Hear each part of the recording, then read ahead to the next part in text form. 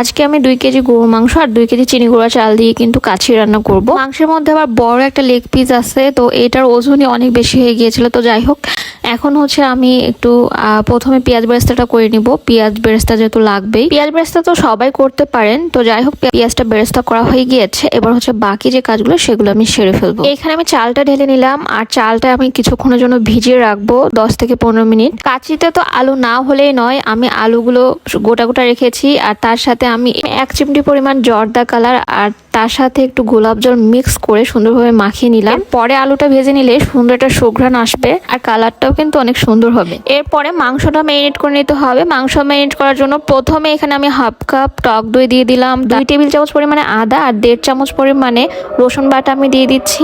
সাথে 1 চা চামচ ঘি দিয়ে দিলাম, আর ঘিটা দিলে কিন্তু সুন্দর একটা ফ্লেভার আসবে।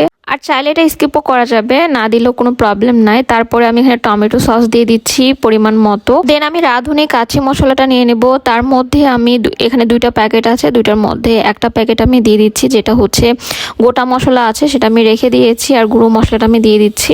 এখানে আমি অল্প একটু পরিমাণে রেখে বাকি সবই দিয়ে দিয়েছি। তারপর এখানে আমি লবণ দিয়ে দিলাম পরিমাণ মতো, তারপর কয়েকটা তেজপাতা, কয়েকটা হচ্ছে দারুচিনি দিয়ে দিচ্ছি। তারপর হচ্ছে এখানে আমি পেঁয়াজ বেরেস্তা দিয়ে দিলাম। এখানে আমি একটা জয়ফল ফাটিয়ে অল্প একটু পরিমাণ, মানে 1 চিমটি পরিমাণ আমি দিয়ে দিচ্ছি। এটা সিদ্ধ হতে, খুব দ্রুত সিদ্ধ হতে সাহায্য করবে মাংসটা, তা না হলে মাংসটা সিদ্ধ হতে চাইবে না। তারপরে সামান্য একটু জয়ত্রী দিয়ে দিয়েছিলাম। এবার যেটা করতে হবে সেটা হচ্ছে যে তেলে আমি বেরেস্তা করেছি সেই তেলটাই দিয়ে দিতে হবে, তাহলে সুন্দর একটা ফ্লেভার হবে। তো সেই তেলটা আমি কড়াই থেকে দিয়ে দিচ্ছি। এখন দিয়ে দিব বাদাম বাটা। বাদাম বাটা কিন্তু এখানে যে কোনো ধরনের বাদাম বাটা দিতে পারেন। আমি এখানে 3 ধরনের বাদাম বেটে দিয়েছিলাম।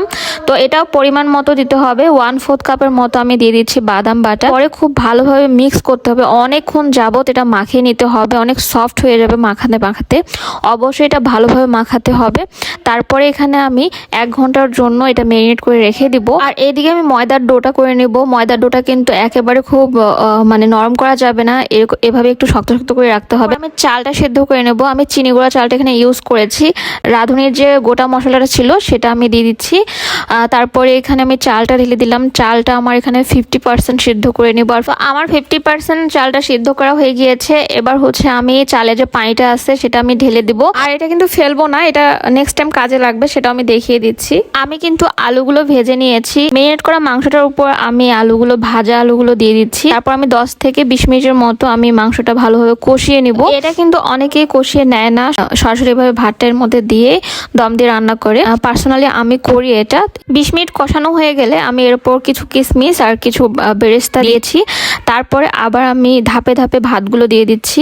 অল্প একটু ভাত দিয়েছি, তারপরে আবার বেরেস্তা দিয়ে দিয়েছি। তার উপর একটু মাওয়া দিয়ে দিয়েছি। এই মাওয়াটা আমি 1 কাপ গুঁড়ো দুধের সাথে একটু ঘি মিক্স করে মাওয়াটা বানিয়েছি, আর একটু গোলাপ জল দিয়েছিলাম। তো তারপরে আমি এভাবে ধাপে ধাপে ভাতগুলো দিয়ে দিচ্ছি। সবগুলো ভাত দেওয়া হয়ে গেলে এখানে আমি 1 চা চামচ ঘি দিয়ে দিচ্ছি। তারপর আমি জাফরান দিয়ে দিচ্ছি একটু পরিমাণে। তারপর গোলাপ জল দিয়ে দিচ্ছি। এই যে পানিটা আমি রেখে দিয়েছিলাম না ওই চালটা উঠানোর সময়, সে পানিটা আমি একটু পরিমাণে এখানে দিয়ে দিচ্ছি।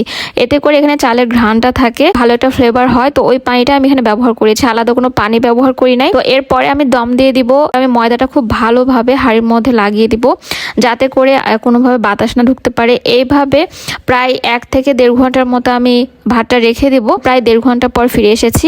1.5 ঘন্টা পরে কিন্তু আমার মাংস অলরেডি অনেক সফট হয়ে গিয়েছে, ভাতটা অলরেডি হয়ে গিয়েছে। আমি আবারও ঢাকা দিয়ে রেখে দিব, চুলোর আঁচটা বন্ধ করে দিয়ে। তারপরে হচ্ছে আরো আধা ঘন্টা পর আমি ঢাকনাটা উঠাবো। দেখতে পাচ্ছেন মাংসটা কতটা সফট হয়েছে আর ভাতটা কতটা ঝরঝর হয়েছে।